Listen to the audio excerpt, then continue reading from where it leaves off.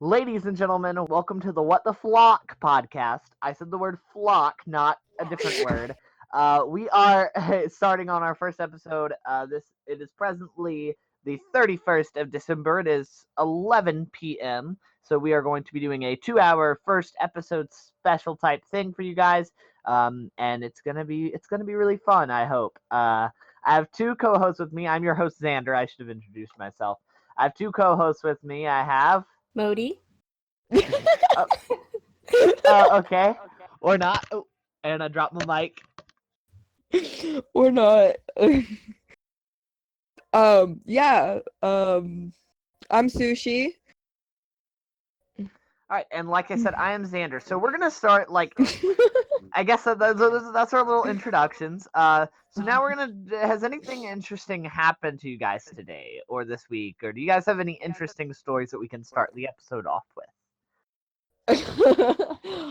um, Not really. I mean, my life's pretty boring right now. Other than, Mood.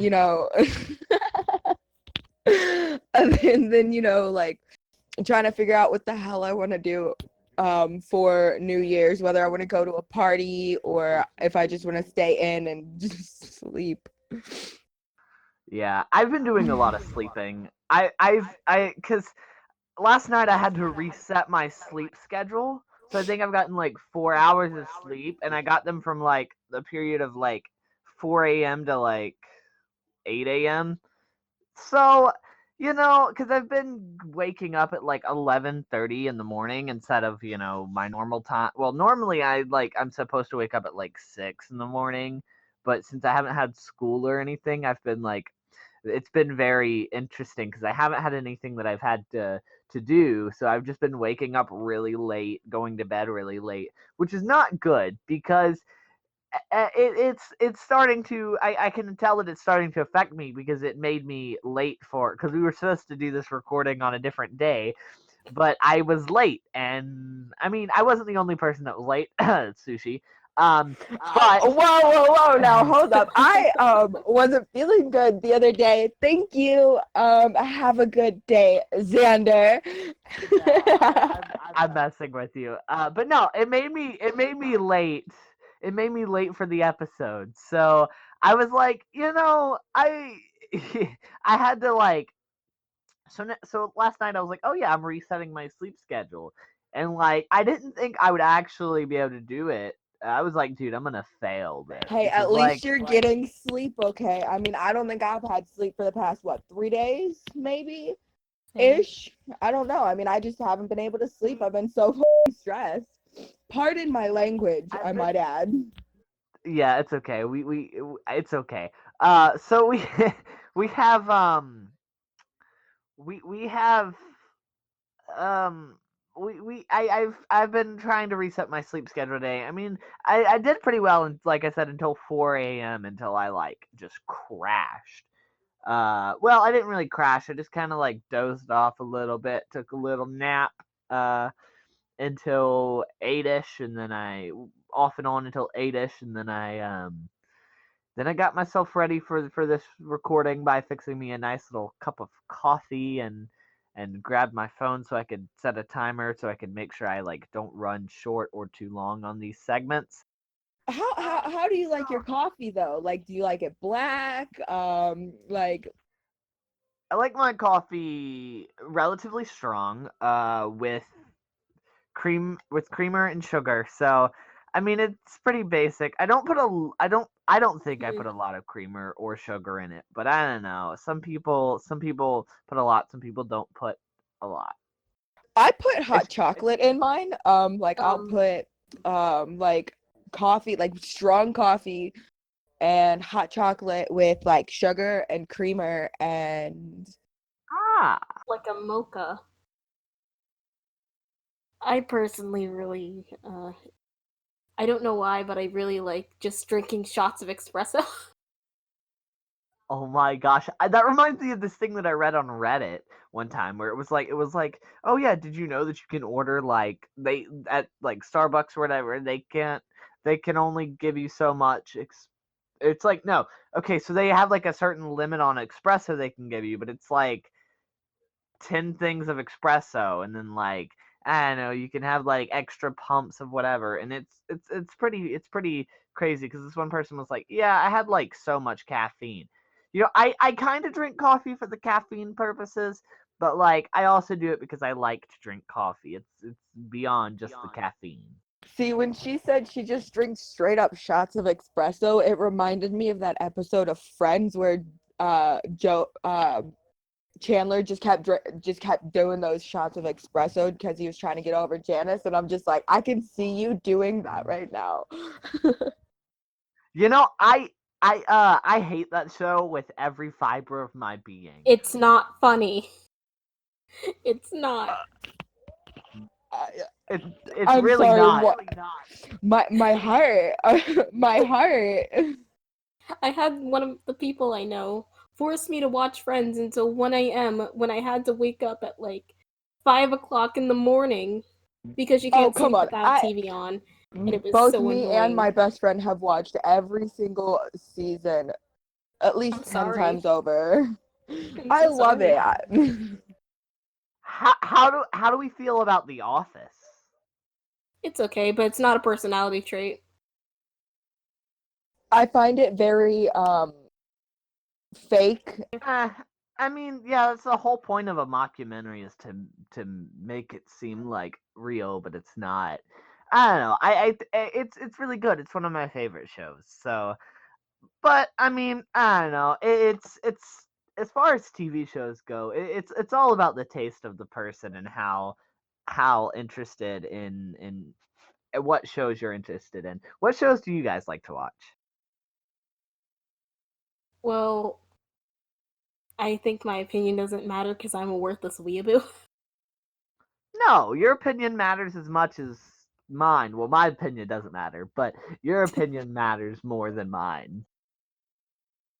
I guess just general anime then. I don't really. Anime's pretty great. I like anime. Hmm. What about you, Sushi? What shows do you watch other than Friends? Well, I watched that 70s show, like Cheers, kind of like older shows from like early 90s, like when I was growing up. Like I absolutely am in love with Frasier and stuff. I mean, you guys are probably way too young for that, but my brother grew up on it, so I got into it. No, I mean I like some of the older shows. I don't think I've seen Frasier. I've heard of it, but I don't think I've seen Frasier. I've seen that 70s, um, and so I don't know. Like I said, I think some shows are just based off taste. But obviously, a lot of the older shows are better than the newer shows. Anytime I'll watch something like from my youth or before I was even born, I'm like, wow, nostalgia. Like I'll get nostalgia, and it's just it's great. It's a great feeling. Because recently I started rewatching Victorious now that it's on Netflix, and it's something that I watched like growing up, kinda.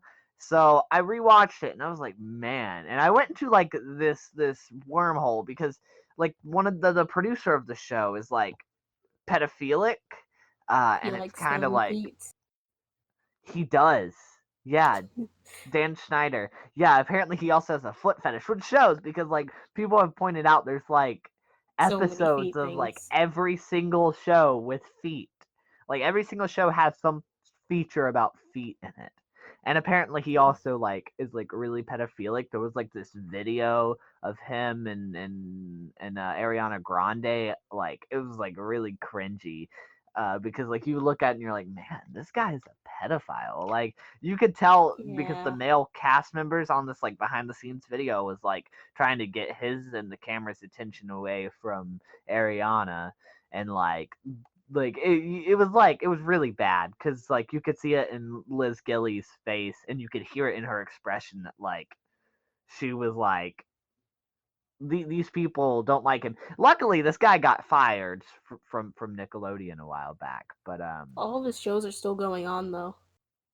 yeah, I think he only has like one show that one show of his that's still going on. But yeah, he did get Nope, fired. there's two. Um, There is two.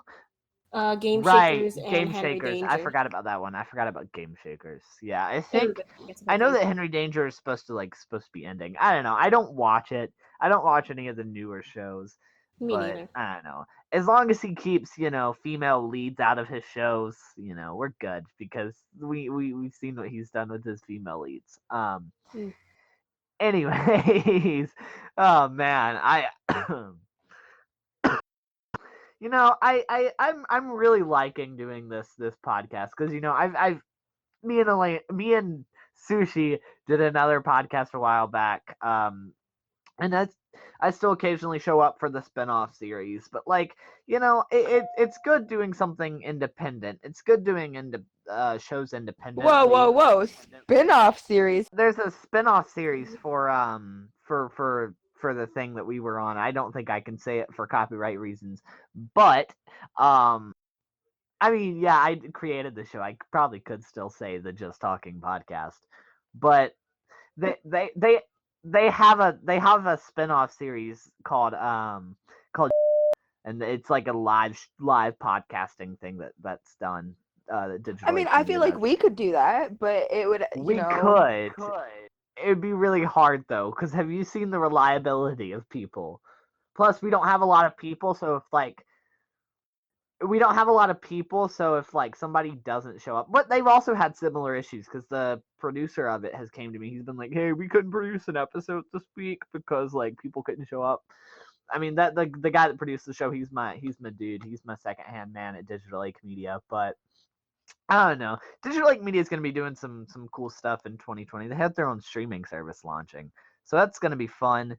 I don't know. But speaking of 2020, we are obviously reaching 2020, and we're talking about it on the show, obviously. So before we start talking about our New Year's resolutions and everything, I want to first let Modi discuss a news story, a story about a favorite TV show that's coming back for a two-part series, 4-part. two-part movie special thing. Yeah, Yep. you want to talk about that? Yeah. Alright, so the series Adventure Time is coming back for a brand new series on HBO, where they'll be premiering 4 episodes. And honestly, I'm excited. This show was my childhood. It started in 2011, ended 2018. And the fact that it's following me into the new decade is amazing. It was a So pretty many good good show. shows. Yeah, and I believe it's coming out to the HBO's streaming service, right? Yes, it is. HBO Max. So I don't know. I feel like it's gonna be really great, and from what they've described, it seems like it's gonna be great. The creators of Adventure Time have been doing some great things over at Channel Frederator, working on their new his new spinoff. I suppose it's a spinoff. I don't know. It looked pretty promising. I haven't watched it. I mean, I wasn't a huge fan of Adventure Time. It was an okay show for me, but I know there's a huge fan base for it, and I know that lots of people love it. Yep. It's okay in my opinion. Like I said with TV shows, they're okay. Um, it's gonna be interesting to see how they do that because a lot of revivals that are coming out are Yeah, a lot of very revivals. a lot of revivals are coming out, but a lot of them have it's been 5 or 10 years, but for Adventure Time it's been a year, and for them they're just making a little movie, so I it's not mean, going to be as assassinating of the original show like a lot of spin-offs are. so many shows are getting revivals just from Cartoon Network in general. Steven Universe Future, Darwin's Yearbook, This Now. Just so See, many the shows thing are about getting. those, I don't know if you could call them revivals or if you would call them spin-offs. Like, what makes the difference between a revival and a spin-off? I think a revival might be more of they just sort of bring it back. And a spin-off is more like, oh, this happened, but what would happen in this different timeline? Like, let's say instead of following Finn, the entire show followed the Ice King. That's more of a spin-off. Yeah, yeah. I see what you're saying. I mean, in my opinion, I would think that it would just be, like, so I think the difference is obviously for a spinoff, a lot of times it would be like more recent shows that get spun off. I mean, and typically Yeah. like right at the end of shows. So like if the show's ending, well, this happened and boom, so there's this new show idea. I feel I feel like that's the case with spin-offs, but I also feel like with other stuff with revivals, they're more of like oh well, we're bringing this back from a long time Time to ago, enter the Florpus. and if you look at some shows like Fuller House being revived, I from Full House, I think that a lot of shows are like kind of changing the way they originally were and like more Modernizing adulting it. their content and modernizing it. And I feel like they were kind of self-aware with the modernization, because in a few episodes they Mm. had like phones and they like made like a little jab about how back in the days of the original Full House they wouldn't have had the phones and blah blah blah blah blah. So and Well, what I like about Fuller House though is that they still bring up like they bring up like the original episodes like from Full House and they put them in there. It's kind of like an Easter egg a little bit. And I absolutely love it. Like the very first episode of Fuller House, they're like all yes, it was very much similar, just with just they're grown up, and I absolutely loved it. I mean, I've watched Fuller House probably 6 7 times until the new season came out like recently, so I'm like, yeah. let's start it all over again. I liked the new season, and I know that only half of it's out right now, but I liked the new season because it had more of a they brought back some of the old stuff, like they mentioned Michelle and her amnesia from the last episode of Full House. So like they're bringing back some of the old stuff, like they brought out some of the props. So with shows like that, like sometimes they miss the whole idea of it being a revival sometimes, and they kind of like change the whole format of the show, which Mhm. sometimes that's a good thing, sometimes it's not a good thing. With the case of like Fuller House, it was a good thing. And if you look at other shows like Roseanne, for example, slash The Conners, because I think it's now called The Conners because Roseanne Barr and the controversy surrounding that. I think that sometimes whenever you have shows that are revived and they follow the same format, for some shows that works. For some shows it doesn't. Just like whenever you change the format. And I think with them not changing the format, actually the show was pretty good in my opinion. I think the show was pretty good with them not changing the format. And with the numbers kind of came in with Fuller House. The numbers were not as great, and a lot of people cite it to like it not feeling like Full House. And I pick up on that vibe, and I sense that, and I understand with what they're saying with that. And like I said, like if you want to compare it to like a show like Roseanne, it's the show was very similar, slash The Conners. The show is very similar to how it was back in the day. So like it feels the same. So people are more likely to like it better. Like if they revived some old show that I really liked and they didn't do anything interesting, or if they did something new with it, I'm sure I wouldn't like it. And I feel like they should bring back The Kids Next Door and like Johnny Galacticus. Test. Let's go. Yes, like things like that. Scooby Doo, Yeah. Dexter's Laboratory. they've tried that with Scooby Doo, but Mystery ugh, Incorporated was the bomb diggity. yeah. But they yeah, are making a so new movie. Yeah, I saw that. I'm actually excited. Except for But Fred. yeah, It's messed up. oh yeah, I also saw that. But I mean, I don't know. Sometimes you just reminded me of an SNL skit that just makes me laugh. You reminded me of Harry Styles was on SNL and he did like this adult Scooby Doo thing. It was hilarious. Anyways, um, the what was I? Oh yeah. So I mean, I feel like spin-offs and revivals sometimes are good, and I feel like with Adventure Time, they're gonna do something special with it. Especially with it being on HBO Max. Like I can tell you from experience, whenever you have a company and they're like making a streaming service, they're gonna do everything to get eyes on their product. Like I know that from example because my Digital Lake Media, which I work for, I own.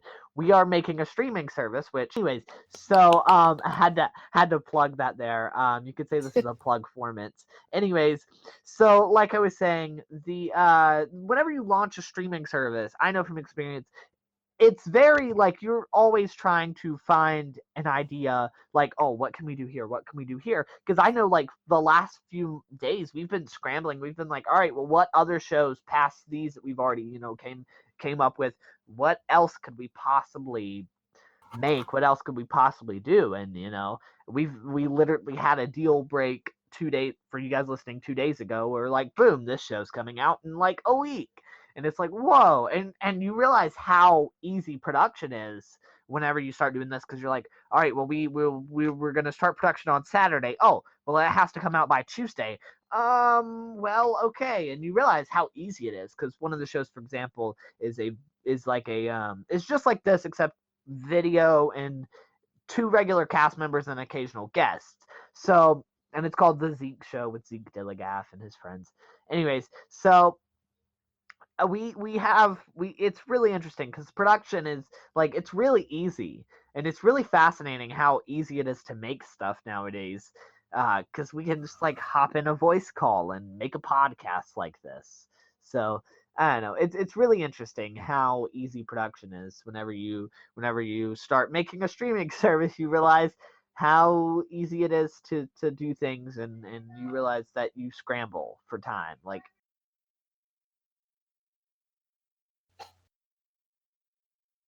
so, Sushi, you have an article? Well, originally I did. Let's be Oh. honest. But we've been in such a frantic like we've been in such a frantic state that like I kind of forgot to do any research on anything. But um I mean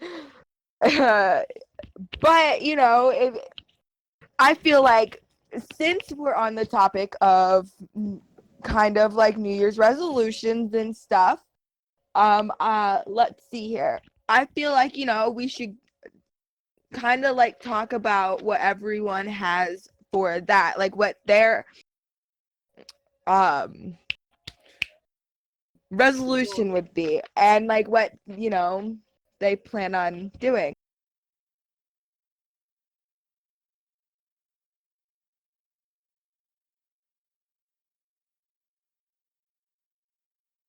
So, Right, and I think we'll get to that. I think we'll get to that here in a few moments. But I first want to talk about, because going on resolutions, and I kind of read this article from Forbes, um, and it's about things that leaders need to do in 2020, and which is really great because I lead a lot of things. Like I'm a leader on a lot of things.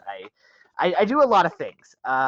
So the first one is taking control of devices that are stealing your time, preferably your smartphone. Now, I kind of agree with this one, but I also don't, because it can also be a tool, which, like I'm using now because I have a timer going on. Um, like social media and non-work emails. That sounds unfun. Um, so I don't know. And the number two that they have on here making trust your priority. I try to do that a lot. But I really I really don't. Don't I really should, but I don't.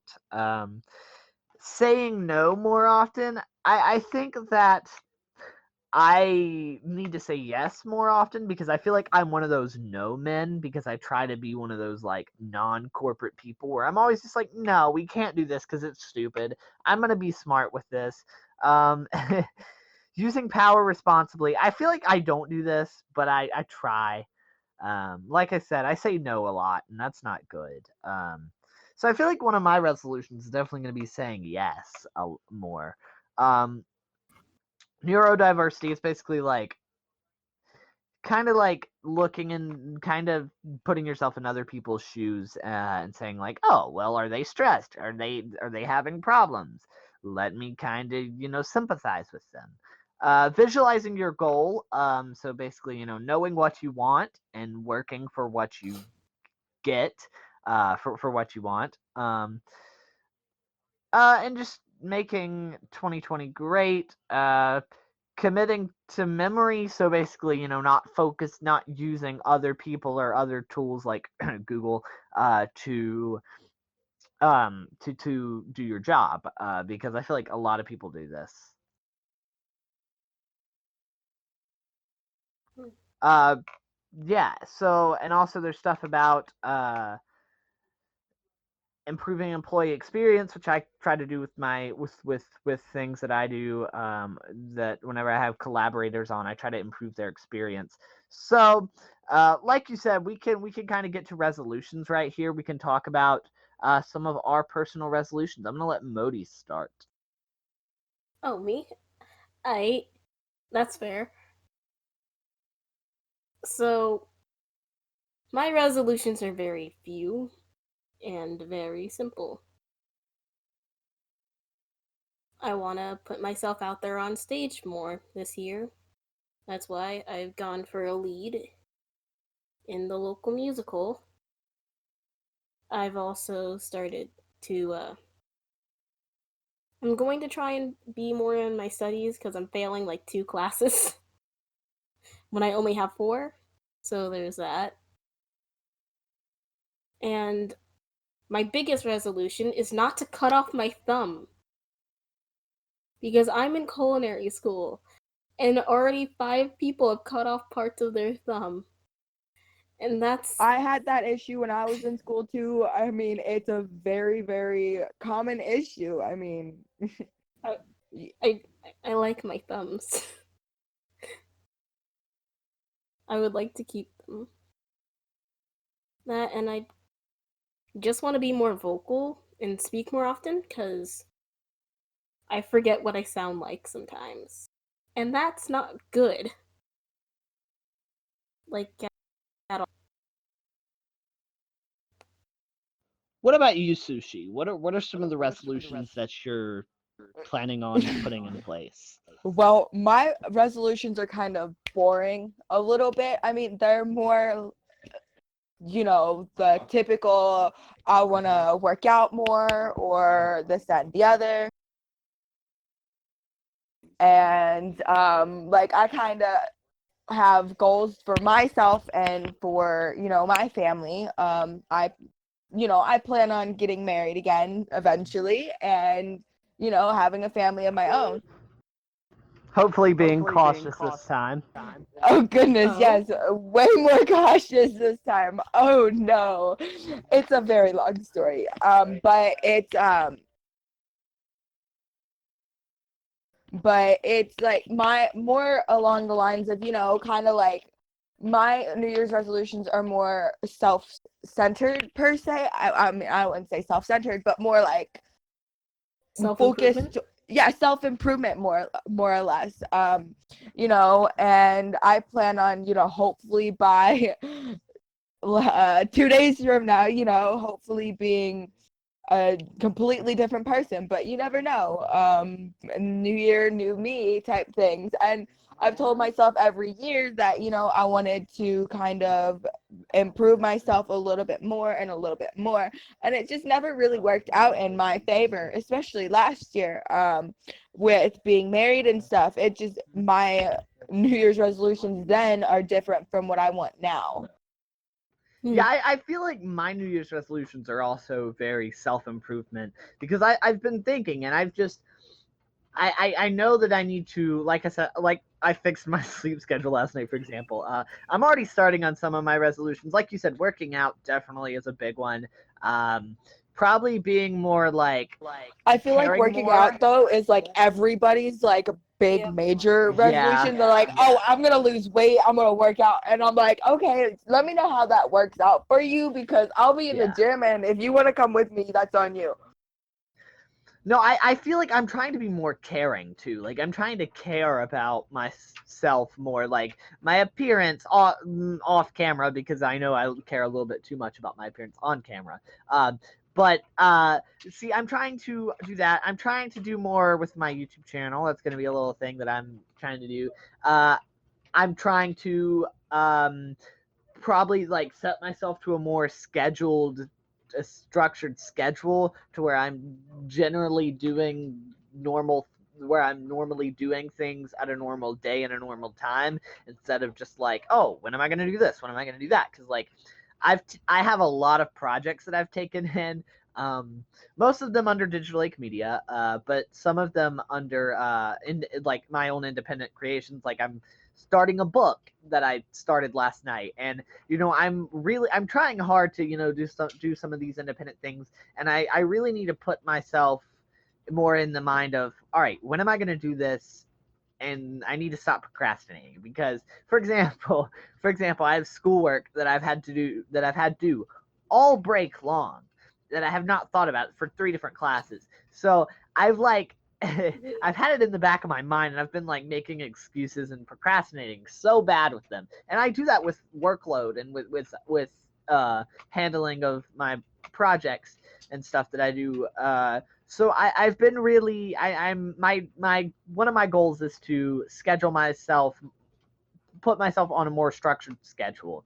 Another thing is to relax more, which is really hard. It's because I also have the goal of working more. And what I mean by that is, it kind of goes in with the structured schedule, where I want to probably structure myself more and be like, all right, so I have this time to relax, instead of this time stressing about getting work done that I'm just procrastinating about.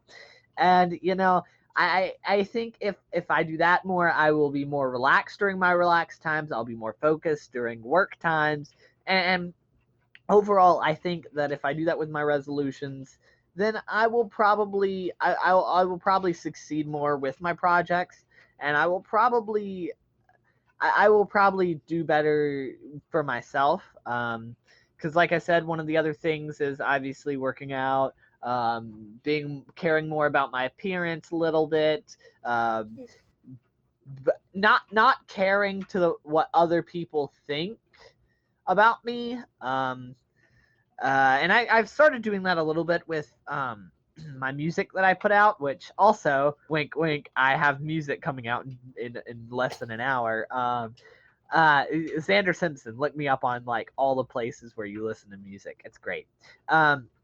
Anyways, so I before, whenever I made music, I would actually, man, I'm talking so much about myself. I sound really egotistical. That's That's everybody though.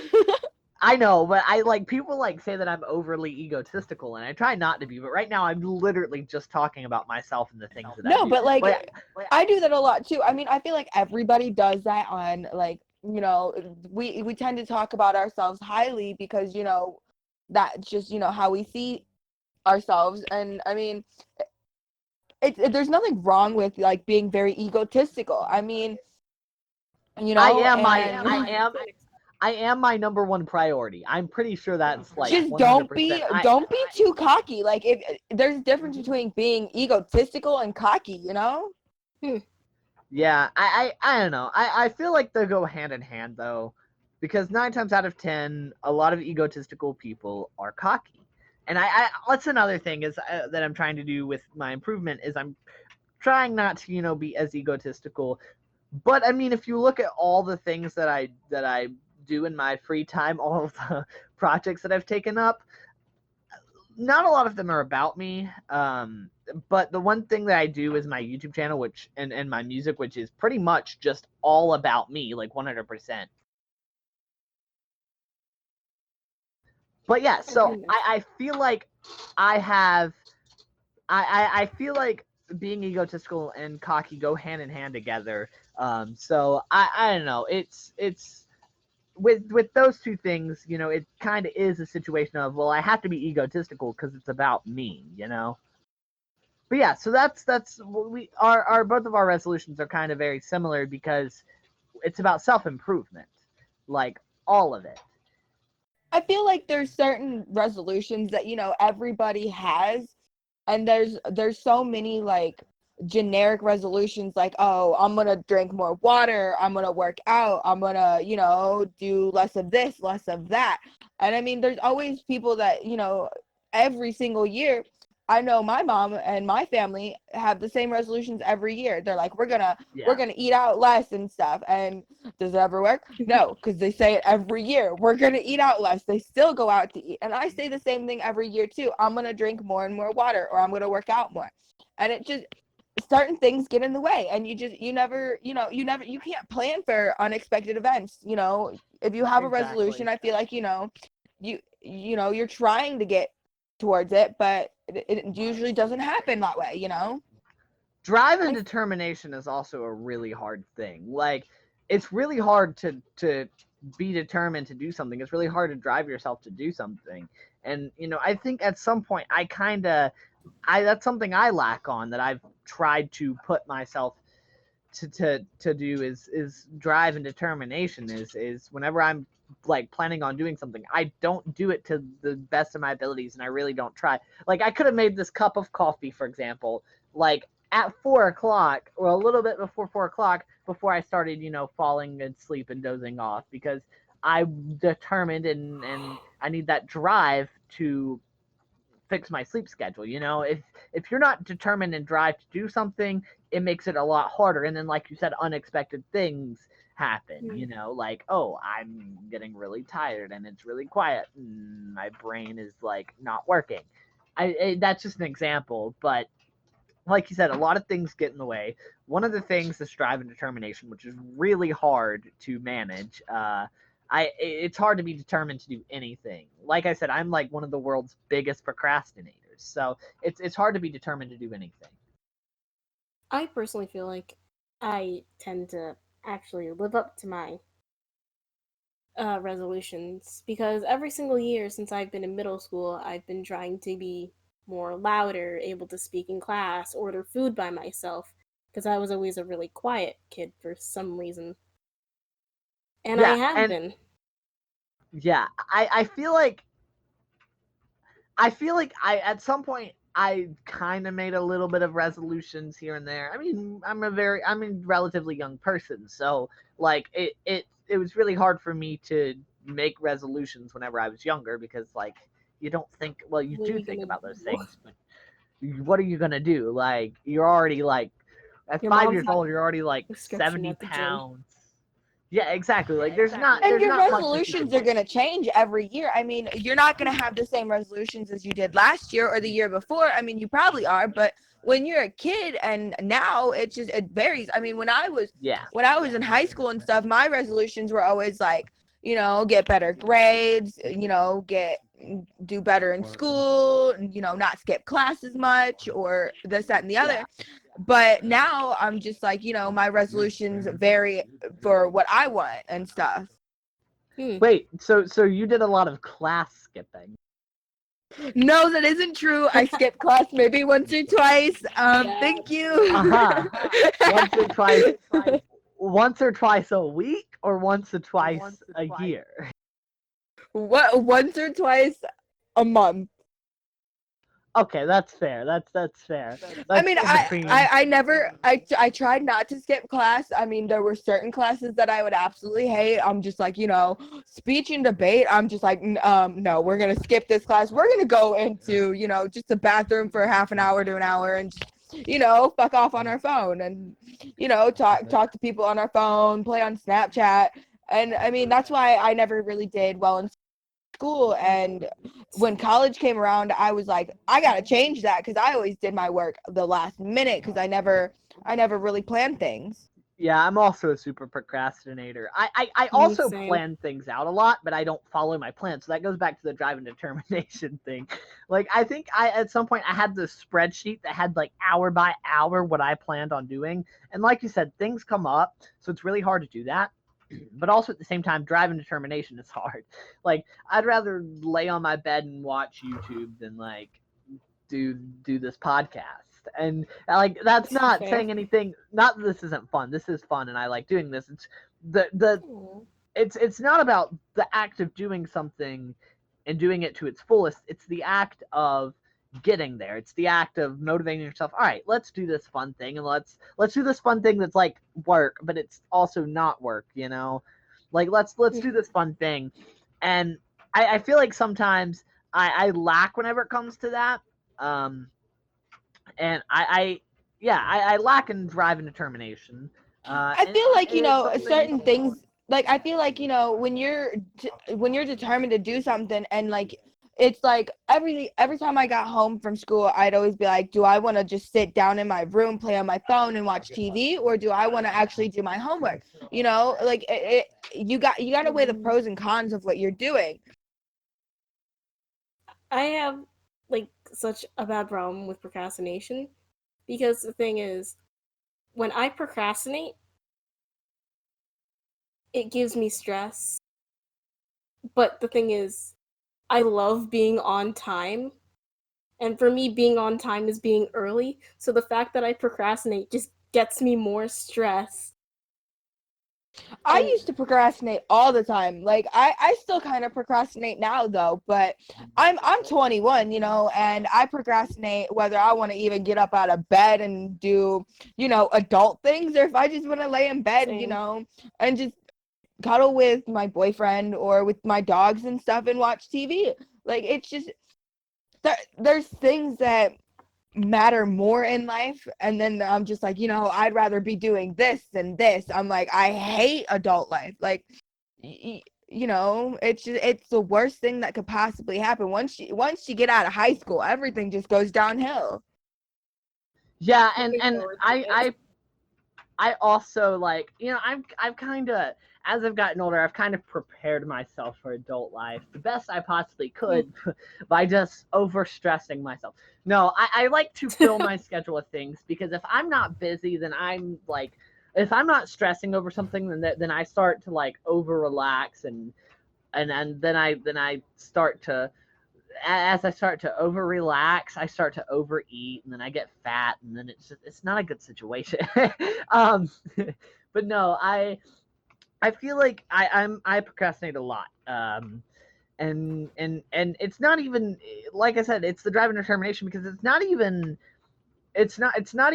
me doing things, it's me getting there. Like, whenever I get ready to do my show that I do live on Sundays. Luckily, the day that we're recording this, I don't have a show, so I'm good to go.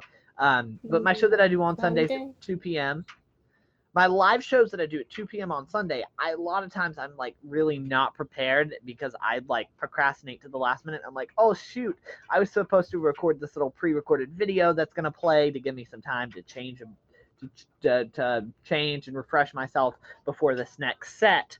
I gotta rush, and I do a lot of things last minute, which really sucks, because I like doing the things that I do, and that's why I'm putting myself on a more structured schedule, is because I know that if I have a structured schedule, I'm gonna try my best to follow it, and if I have a structured schedule, then I will know when I need to do things.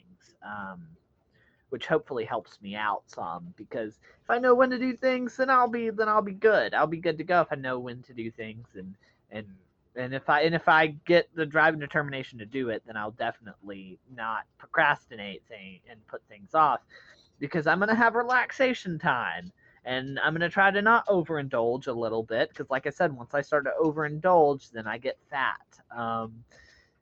yeah. So I do feel I mean, like I know I procrastinated all week. I mean, yesterday I procrastinated. I procrastinated today, and I'm a huge procrastinator.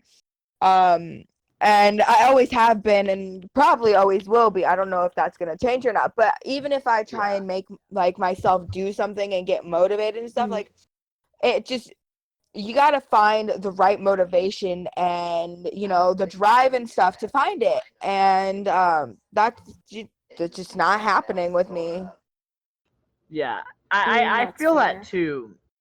I feel that too because like I for example with school stuff, I'm gonna use school stuff because I keep using my projects. So I'm gonna use school stuff for an example. So basically, any time that I'll have an assignment due, I will very much put it off to the last minute, which is not good whenever you're in pretty much most of your core classes are honors and AP classes. So at this point, I'm not um, smart. what I am doing at this point is, and I'm not like a dumb person. I think I'm pretty smart. But one of my teachers told me this at some point. They were like, you could have done better in my class. I'm like, yeah, but I don't really have the I procrastinated so much. And not only did I procrastinate, I also I also kind of did minimal work because I'm a minimalistic person. Like the the the the less work I can do and get it done. I'm lazy at what I do. I like what I do and I get what I do done, but I'm a lazy person. So I go the easiest route of doing things. Hmm.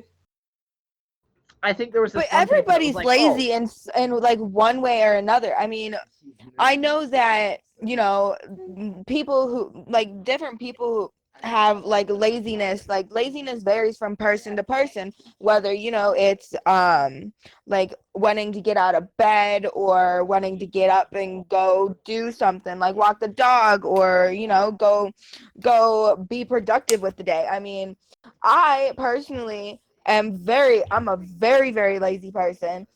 All day during the day I'll just like sit in bed and watch TV and stuff, and then like at night I'll just kind of. no, I get what you're saying, but what I'm saying is that like as far as it goes, as far as like doing work, I'm lazy. Like whenever I have to do something, I will do as little as possible. I will try to get the best result that I can by doing as little as possible. So I know that I But can't, that doesn't just like always come on work though. here. I mean, doing as I little as know. possible. I mean, you're supposed to get as much done in as little time, instead of getting a lot done in a little amount of time, or vice versa, Right. It goes to and that quality. It goes to that quality over quantity thing. But I'm more of a quantity over quality guy because numbers don't lie. Um, I one one of the things, for example, that I it really like gets to me is anytime that I go to like it's not that I go to do something and I just like lazily do it. No, I try to get the best result that I can, but I don't get the best result that I can. And I do as little work as I need to get a mediocre result.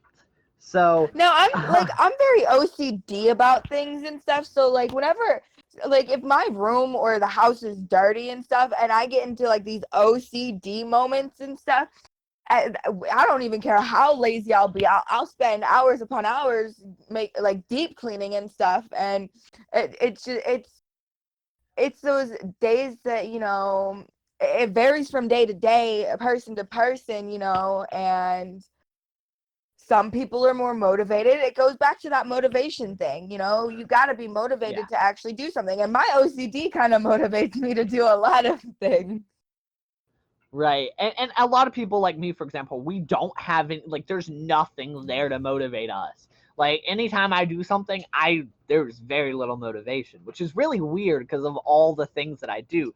But like I said, I'm a procrastinator and I'm very minimalistic, so I try to do as little as possible. Which isn't good. And I know that it isn't good, and that's one of my New Year's resolutions tying this back to the main topic is that I'm trying to do more. I'm trying to be less minimalistic. Less minimalistic. That's funny. I'm trying to be less minimalistic. because whenever you're just casually doing things, I don't know, you don't get the best results. I think my for the first quarter of my AP class that I have, I think I got it was a 48. If that tells you how much I actually did Bruh. well in that class. I got a 48 in an AP class. A Bruh. And I'm not 48%? ashamed. You're kidding. Yes. As Oh a full my. grade. I mean, I have no room to Which- talk because I have a 50 in 2 classes, but still. Yeah, and the fact that it's AP does, like, some people are like, oh yeah, well, it's weighted higher. I'm like, an F is still an F, my friends. Like, it doesn't matter how much you like. It may be an AP class, but oh buddy, oh boy, that would still be a really low grade for a regular class. I mean, Like, it also varies. Like, if you like, if you like the teacher and the teacher's making it fun and wanting to, you want to learn, you'll get a better grade. I mean, when I was in high school and stuff, certain teachers bored me half to death, and I'm just like, I don't even care about this class. Like, this class doesn't matter. The only ones that I cared about at that point were the ones that I needed for graduation. And I still barely passed my core classes for graduation. And it goes back to, the teachers were boring. I didn't want to learn. I didn't want to be there. I was like, can we just, can this day already be over? Can I just go home? Kind of like, I want to go to sleep.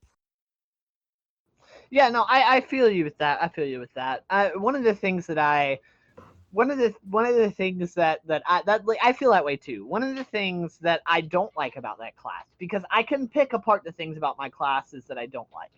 And the teacher's great. The teacher is a great personality. The teacher is a great person. I do not like their teaching style. Apparently, during their non-AP classes, they don't teach this way. But basically, and I suppose that the whole idea is to make it like a college class. I get it, because in college it would be very similar. She gives us, we have a textbook, obviously. Luckily, the school paid for them. But we have a little textbook, a workbook. We're able to write notes in it. We're able to like do everything with this textbook. And we get study guides. These study guides are turned in on days of tests, and they count as much as tests. Every grade in the class counts the same. It really sucks. We do projects in the class, but that's the only time that we really do projects is in class. It's kind of like flipped versus your traditional classroom, where we do more we do more of the learning outside of school, which really sucks. I'm like not even gonna lie. Learning outside of the classroom really sucks, because you don't know. Like, I don't want to, like, it makes it easier whenever you have a teacher that's explaining things and they start to like explain it into like easy language. They start to explain it like, I can't teach myself because I don't know, like, there's this whole unit, and I'm like, great, this whole unit, what is important from this? I don't know. And I feel like with like actual people teaching you about it, it gives you a better perspective on like, oh, this is important, here's an easy way to remember this, here's an easy way to remember that. And I would love, Well, I I would mean, love there that. there were things like when I was younger and stuff, they always made it to where it would be easy to remember. They'd make quirky like they'd make up quirky songs, they'd make up quirky catchphrases, sayings, things like that. And I was always self-taught. Like, I was always that kind of person that would read 3 chapters ahead and learn about it myself, and then try and teach myself before the teacher even taught it. That's just that's how I was, raised and stuff. Yeah, I do that too, but to a certain extent. Like, I think I've done like one study guide in this teacher's class, because like I said, they're worth the same amount of points as a test. I don't do them because I don't understand any of the material. I like cannot get motivated enough to I know how teach you myself. feel. Like, sometimes Well, I remember. Sorry, I remember my best friend and I. We had German together, and I would listen to the teacher and I would, kind of study it and stuff. And whenever we had a test and things, it would always be a verbal test and a written test. And my best friend spent days upon days upon days studying.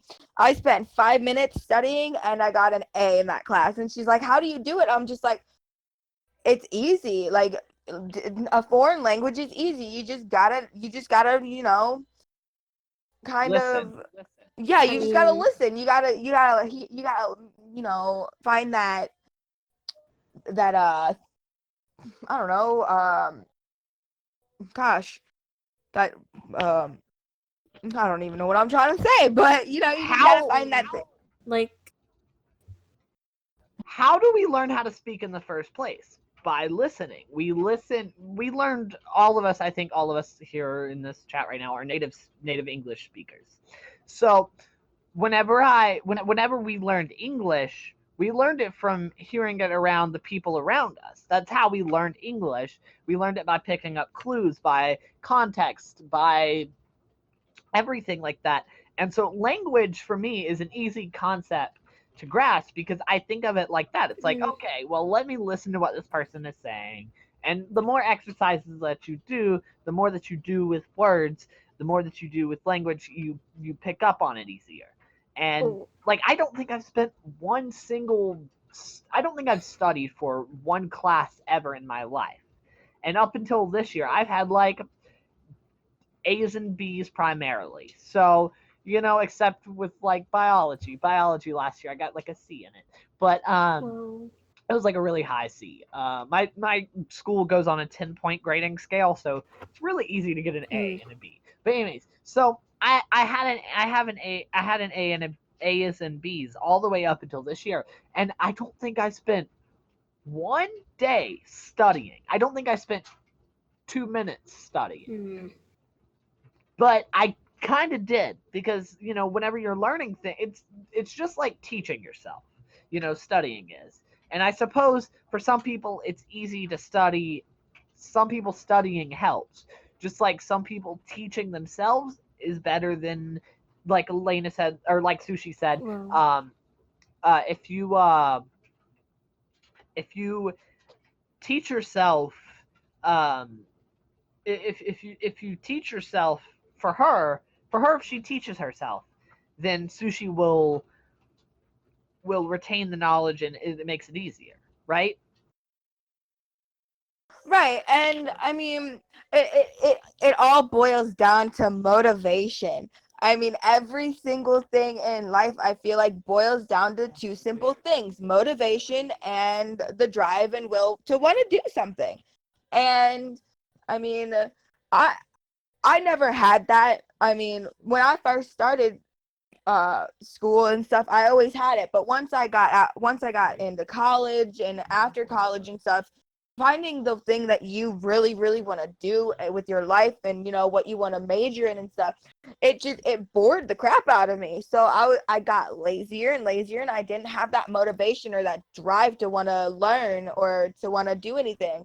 So well, when it comes to learning by myself, recently, because I go to a culinary school, I actually spend half the day there and another half at school.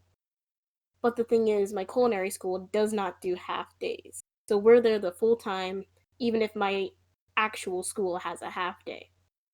And recently we had a whole week of just half days. So I missed all my classes basically.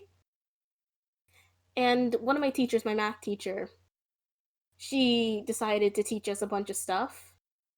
She went over a project and went over these really I've never been good with polynomials, so when she went over dividing, multiplying polynomials, it was pretty difficult for me to understand any of it, especially since she doesn't really give out strong notes. So I had to teach myself this, and my friend had to teach it to me. And she got upset with me because I didn't understand it. And I didn't go after class, but that's because I was busy with other things that were out of my control. So I always needed tutoring. I mean, when I don't when like I you. didn't understand something, my parents would get involved, and if my grades fell below a B, they'd be like, "No, you need to go to tutoring." And I'm like, "Whoa, whoa, whoa! Now, why don't I just kind of go over what I've already learned and see if I can figure out what I need to do?" Math was never a strong subject at all, and And I think we're topping. I think we're topping an hour here, so I'm just going to tell everybody that I hope they have a happy 2020. What were you about to say? I always got like a C, or like about a C average in every single, like, algebra 1, pre-algebra, algebra 2. And then my junior year in high school, they wanted to put me in algebra 3. I'm like, "Look here now. I can barely pass algebra 1 and 2. You think I'm going to pass algebra 3? Like, no thank you." But it's like certain subjects, you gotta wanna like it. You wanna, find a place that You would know, I can't actually stand be that best. teacher. She explained a project without me there, and she just gave me a short summary and went, "Here, have a meal voucher. That doesn't work. Fetch." And I was not having that. It was not a fun experience to learn a whole subject by myself when everybody I know and talk to in that class just can't explain anything for anything. Which Yeah, was no, great. I get that, and sometimes teaching yourself is awful. So with that this is just one class where I have to do this. Like the rest of my classes are fine. I don't have to teach myself at all for the rest of the classes. Like I said, I've never studied a day in my life. I've always studying is just like reviewing something, except Studying is by useless. yourself. By yourself, right? And for some people that helps, some people that doesn't. Because I know, for example, if I look at things, if I try to explain something to myself, it's not going to work out. That's why my AP World History class is horrible. And see, so it's kind of like back to back with my English class. So we alternate every day. We alternate between the two classes. So one day we'll have this class, one day we'll have the other class, and we'll switch back and forth. Oh, AB Um, schedule? it's an AB schedule just for that class. Just for that class. Oh, Those two that's dumb. classes. No offense. Yeah, But I that's know. dumb. I know. It is. It just means that we just have those two classes all year long, so I have to worry about those classes all year long. I mean, we always had like an advisory and shit that would be like, it'd be about an hour long, to where you could catch up on your studying or go and get tutoring for the class and stuff. Man, And it was always so messed up, the schedules. It was like, when I first started freshman year, it was 8 periods, and it was 1 through 8. And then junior year hit, and it was like they wanted to do, "Oh, we're gonna have 1, 3, 5 on this day, and then 2, 6, 8 on this day." And I'm like, "What? yeah. Why can't we just go through the 1 through 8 just like normal? I mean, why switch it up now?" I think AB schedules are a lot better when it comes to certain ways. Like with my problem with vocational school, it's better to have 2 classes a day than miss 4 in one day. Yeah. Miss 2 days. If I miss 2 classes, then that's fine. I can just go the next A day and it'll be fine because I can just talk to my teacher. But if I miss 4 classes, that's a lot more work I have to make up. Yeah. And the unfortunate side of things with so see, I've actually talked to teachers about this because allegedly my school is supposed to be going on an 8 AB day schedule next year, like for It's all great. of our classes. Your classes are just really And long. yeah, our classes. Well, we have 4 classes a year, obviously, and the way that we do it is it's an hour and 30 minutes for each class, except our third block, because our third block has lunch, so we have, That's split depending into on which like class you have, it's split into lunches. Yeah, so A, B, C. we have it's 8A B day classes. I suppose it would mean like, oh yeah, I have an extra day to work on this thing. But then again, that makes it easier for me to procrastinate. So I've talked to teachers about this, and apparently the reason why like 8A B day classes are favored is because the like I said earlier about how Data didn't lie. Yep, this is coming back because apparently Data does not lie, and apparently the numbers are better with 8A B-Day classes, which Yeah, sucks because I'd rather I just can do have that.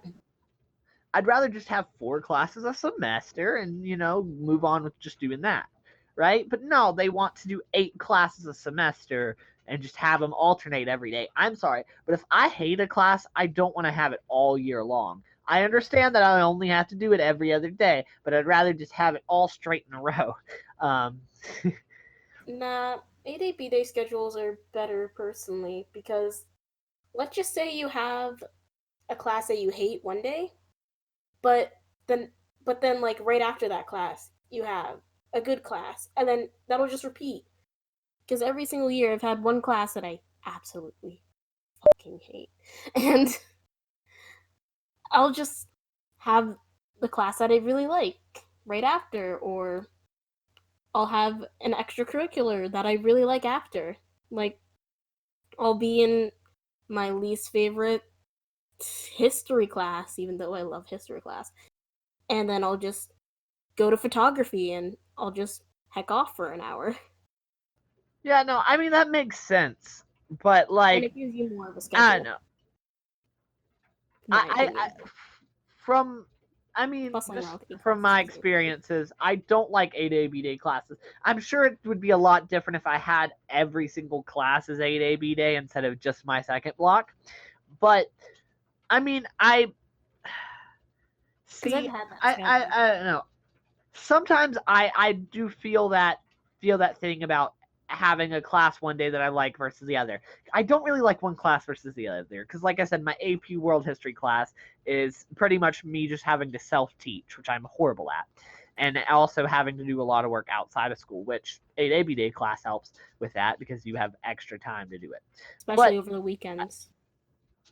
that I hate that the most whenever like one of the I hate whenever like the 8A class is like or the 8A class is like a whole weekend to do something and we have like 2 days. 2 days, yeah. Yeah, And it's like, that's the oh, most this is annoying thing when great. it comes to 8A B-Days. Yeah. Because But Thursday the classes get cool the best. yeah. The cool thing is though, I mean, the cool thing is though, eventually it kind of makes up because like the Eventually, day yes, there's eventually it switches. Like every week it switches. Like you have this day on Thursday of this week, but on the next week you have a different class on Thursday because of the way numbers work. Because 5 days, if you go to school 5 days a week, which most schools do, then the numbers aren't even. So it kind of eventually it kind of makes itself out. But then again, I don't know. I with my 2 8A B-Day classes, my problem with them are that for obviously my AP class, I have to teach myself and I have to do these study guides and I don't want to do this. My English class, he's not this is his only English class other than the other day class. But so he only teaches us English and he's not he was a fantastic history teacher. So I had him for history the previous year, which it was civics honors, which cuts into AP World History. If you are a sophomore, then you'll get AP World History your sophomore year, and if you take civics honors your freshman year. So I took civics honors with him. Fantastic teacher. I loved him. I don't know now because like I really don't like the way he teaches because he teaches like it's a history class. We pretty much learn history in his class, which, I mean, through literature, because all we do in that class is read books. We occasionally do like a vocabulary thing here and there, but we don't work any like the traditional English skills that are on the exam, which really sucks because like we'll have days where he's like, oh yeah, well we need to work on this, so we're just gonna do a big like quick lesson on this skill, and then we're gonna do the quiz or the test on it, and then boom. Which I really hate because I'm used to English classes where like it's something that we kind of like stretch over, and vocab is something that we stretch over. So, and I mean a lot of that class with the vocab is studying, but a lot of the class is just reading, which really, really, really sucks. Because if you have a class where you just constantly read, like I hate that so much. I mean, and I the personally guy's great teacher.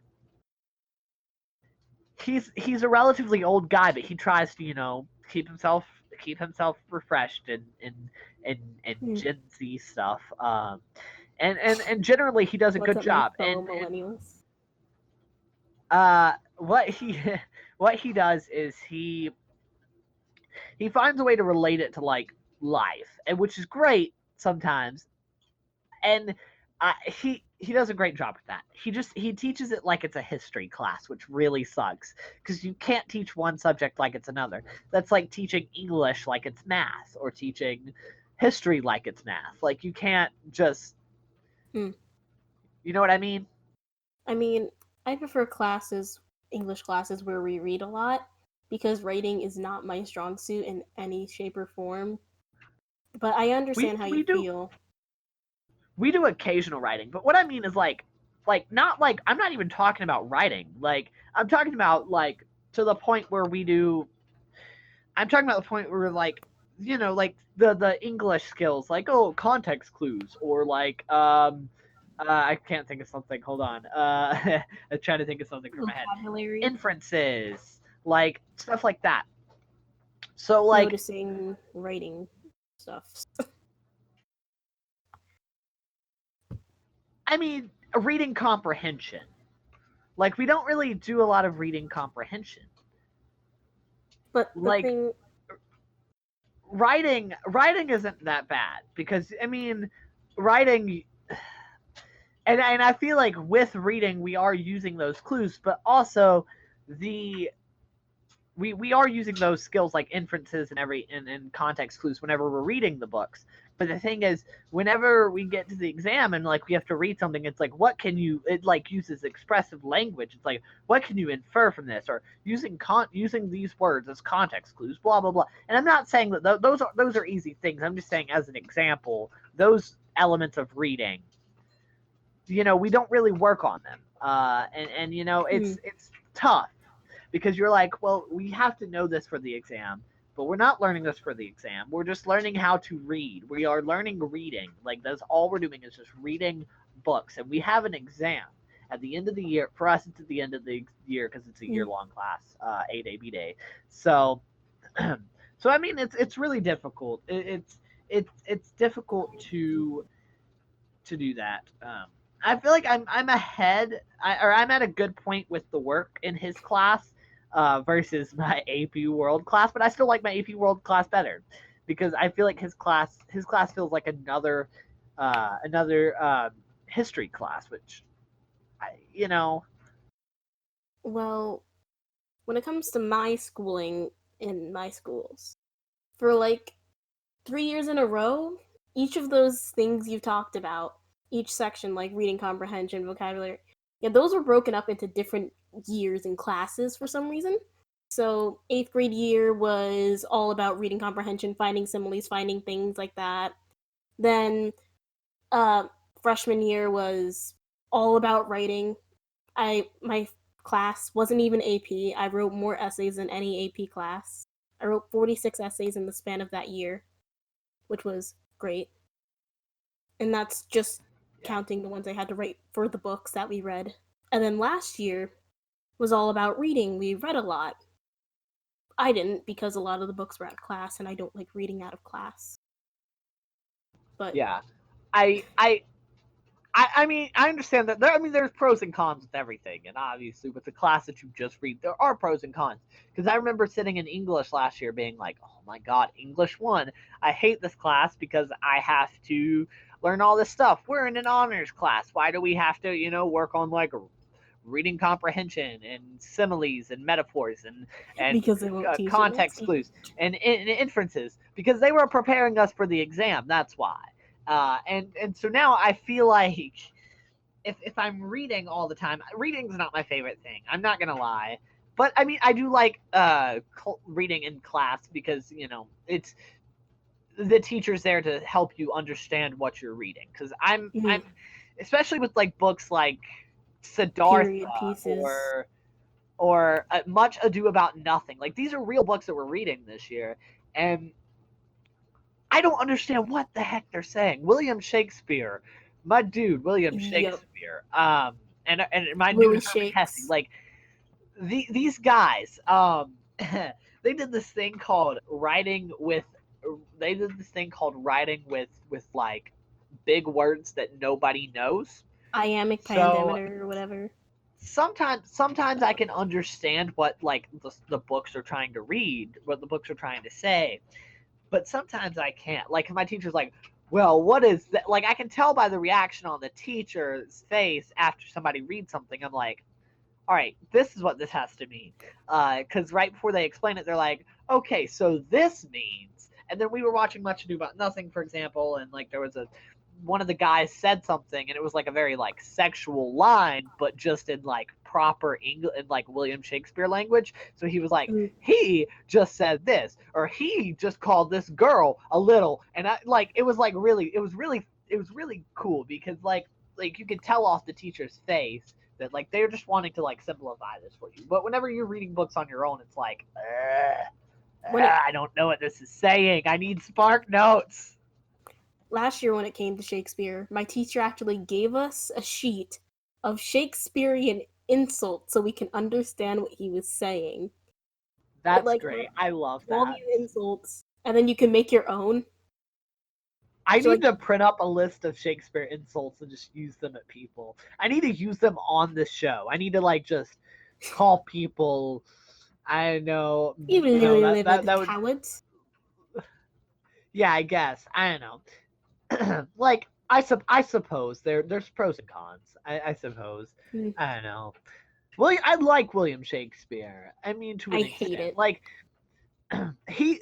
I mean, his the general theme of most of his books like are similar to things that I like write my music about or write stories about, and so it's really cool. Plus, the guy was like a closeted gay, so like that's another thing.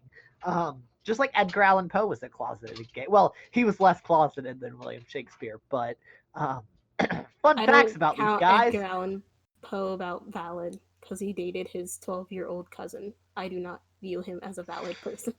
Yeah, he was a Edgar Allan Poe. A messed was up individual.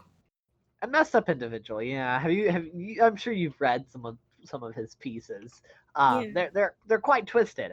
But no, I like these guys were a lot of guys in history were gay, but you don't learn that in What? school because that is taboo apparently. Gay people don't exist. Haven't you heard? Oh yeah, dude. Like half of me doesn't even exist. I don't Like, exist at all, man.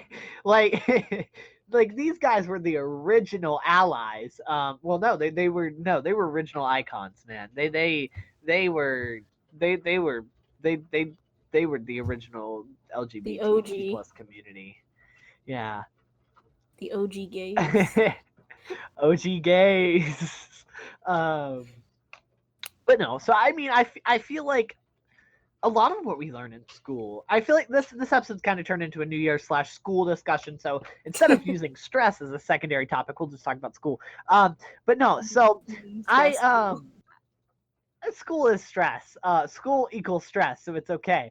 But no, so I feel like a lot of the things that we learn in school like are is very censored. Like if you look at I mean, depending on what teachers you have, because a lot of teachers will just tell you the straight up facts. But a lot of the curriculum is written around hiding things. And Yeah, we like to talk about other countries and how like they are like very how they're very secretive. censurative and like quiet. Like Germany, for example. Germany pretends that World War II didn't even happen. They actually don't. I actually had a German exchange student last year, and really they actually do learn about it in depth.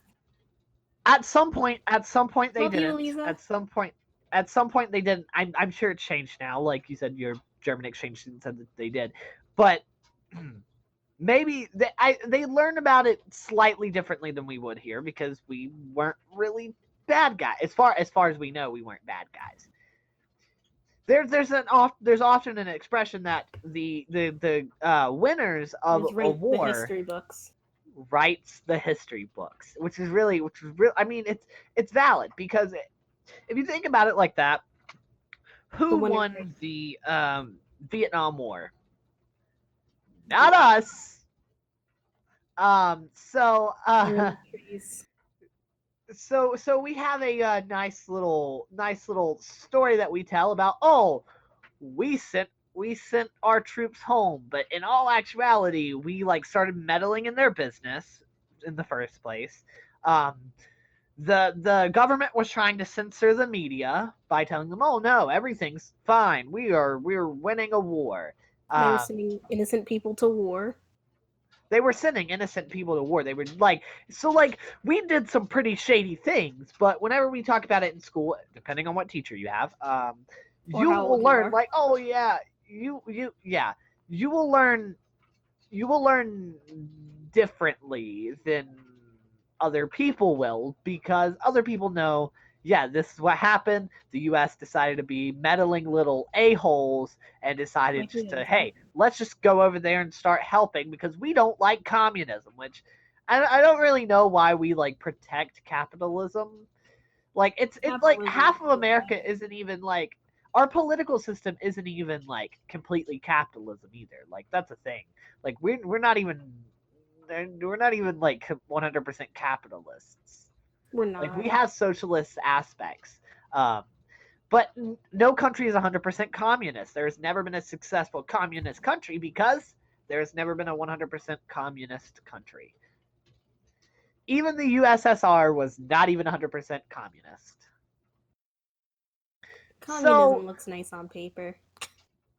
it really does. And you know, I don't really like so if I go and I am gonna say this and it's gonna get like really controversial. I don't like capitalism and I don't like communism. I think a good medium ground is always good. And there's this thing called Mm. socialism, that is a fantastic middle ground, that Canada uses, and there's a reason why you never hear. There's a reason why you rarely hear bad news about Canada. There's a Because reason why Canada is one literally. of the most. That's why Canada is one of the most overperforming countries. So is Australia, I believe. They're socialists. Not 100% sure on that. I don't want to be wrong. Would never know But the they answer. also, like, there's a lot of things that we do wrong, and we don't even acknowledge that we do these things wrong. Like like our school systems, like how we do schooling here is like totally different than every country in the world, and we are Mhm. one of the lowest in education. I wonder why. Maybe it's because we do education different than every other country. I personally, my where I live is basically some of the top schools when it comes to standardized testing in America, and it's only 50%. Like we're in the top 50%. Like the 50% You that's know, you know if we're at why we're like you the know what top country's third. number one in you know what country is number one in standardized testing? Japan. It's actually America, because Oh, most other countries do not even have standardized testing. mother father. Yeah, so yeah, we're the number one country in standardized testing, but fun fact, we're one of the few countries that actually use it. Yay! The guy that made standardized testing made it because for factory workers. Like our whole school system is based off of factory workers, and we haven't really That wasn't modernized our school system, so it's kind of just about training factory workers essentially, which really bad. And that's why we're one of the most underperforming, like in education. Like our country is probably one of the worst in education. Um, you know how we have to like. I like how I'm just like pointing out flaws of our country. our Uh, country kind of yeah, sucks. Not gonna lie. no, I mean, like I don't know what this clip was from. It was from a movie or something, and this person was like, "Oh, why is America the best country in the world?" And then like everybody gave their answer. Oh, we're free. Oh, this is because our country's great. And like this one guy goes, "Yep, America is the best because America is great." And like they're like everybody snarls at him, and he's and they were like, "No, really answer the question." He was like, "It's not. America is not the best country in the world." have you seen, like I said earlier in the episode, I like how the theme of the episode is the numbers don't lie. But have you seen the numbers? Numbers do not lie.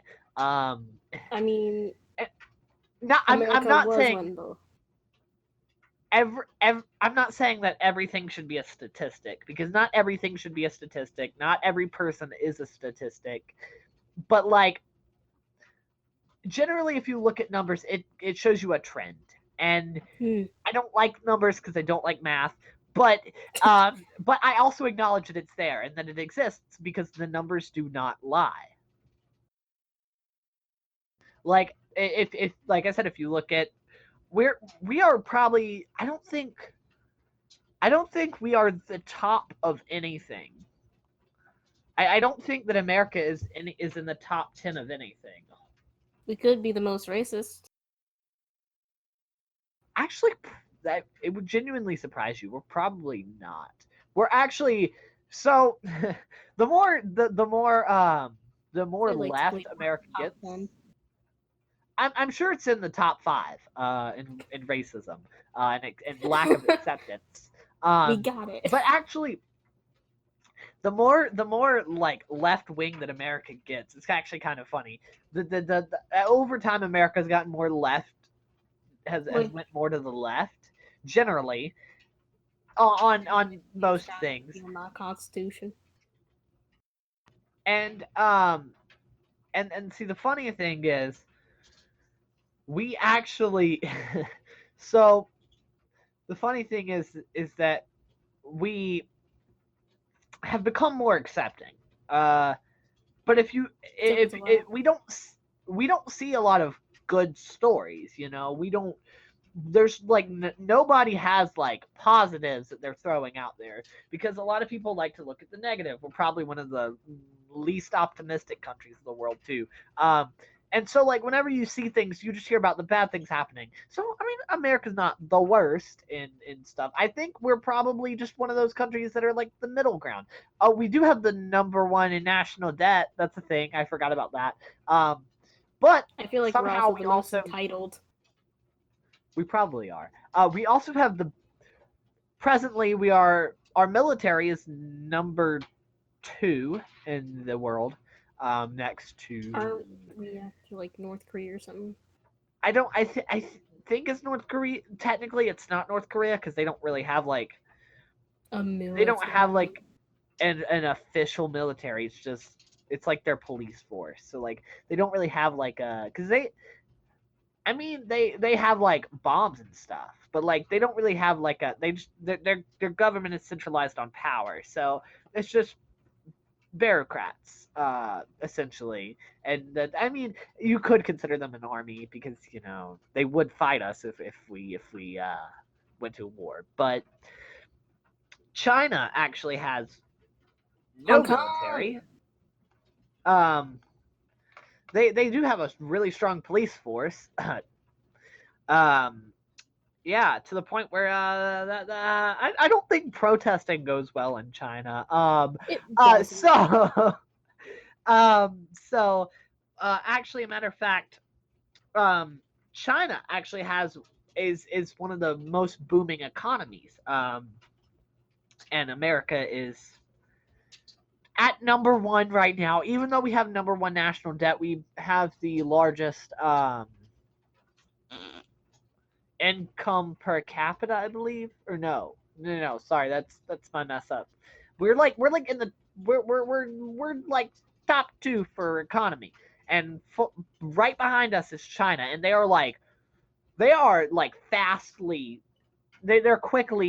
fastly's not even a word. They are quickly like increasing their economy. Like, I think within the past 10 years, their economy has done as good as our economy. And like, I don't know, like so if you look at us, we kind of have like a trend where we go into like a depression, and then the recession, and then we get better, and then we're good, and then we're in a we're in a good standard, and then we drop back down, and so if you look at China kind of started with a little bit of a depression. It's kind of like gotten out of it, and like China couldn't stay together for more than 10 years for a while. Yeah, but after they worked out those issues, they were no longer in a decline and they actually started increasing. And China is probably the best that it has been in a long time. Hmm. America, I cannot say that is true. I mean, I suppose I could say we're not in like a bad time, but we're not in a good time either. Man, I would do anything to be in the roaring 20s. And you know what? Maybe we are entering the roaring 20s.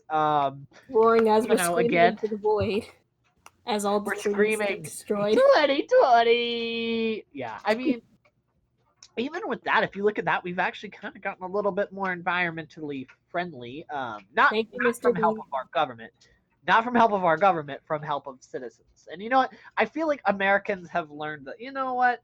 And not even just Americans, because I mean, all countries have their problems.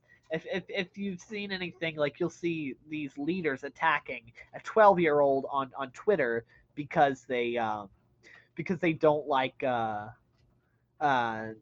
They they'll be don't like the attacking a idea. they don't like the idea of them not doing anything and people protesting it.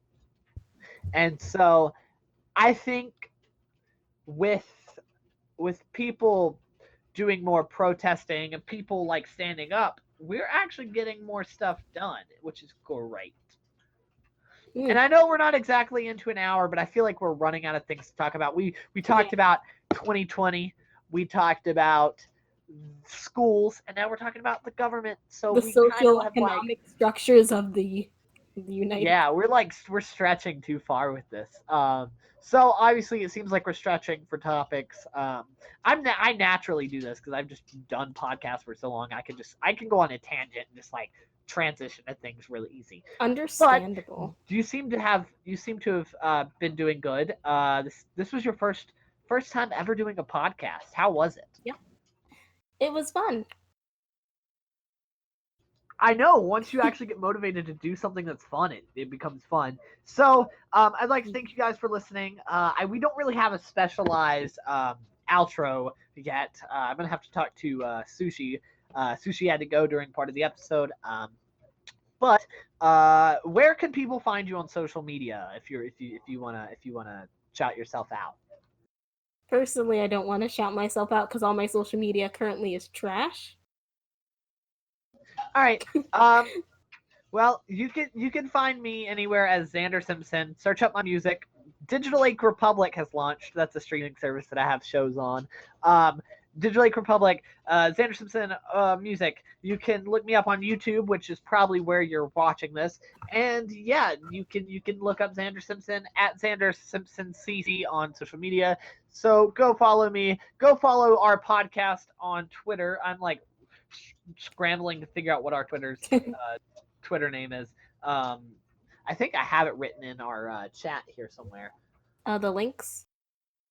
Yeah, all right. So our Twitter is WT Flock Podcast. So go follow us there. I think we're supposed to have an Instagram soon. I don't think we will. We might. I don't know. We might also have like other social accounts. So be sure to keep watching us as we come to you every single Wednesday at 11 p.m., which generally we're going to have hour-long episodes, but you know, this is just our first episode. We had it for almost 2 hours. So be sure to watch on YouTube, I suppose, and listen on Spotify, Apple Podcasts, and everywhere else where you get your podcasts. Thank you for listening.